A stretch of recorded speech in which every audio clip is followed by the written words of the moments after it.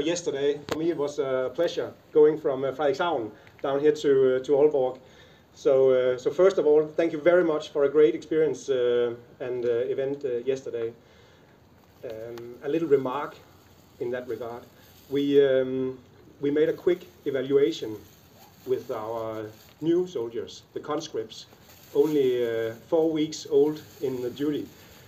We after the reception here in Aalborg Barracks, we sent them out to a running event here in Aalborg, and we made a quick evaluation on the way out there.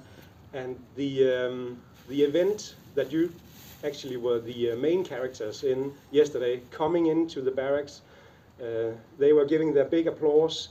It made a really, really big impact on our young soldiers. So thank you very much for that. You have given them a very big experience yesterday. They were really clear about that. So thank you very much for that. This morning we have the honor to have Sophie. She's a member of the local county council in Aalborg.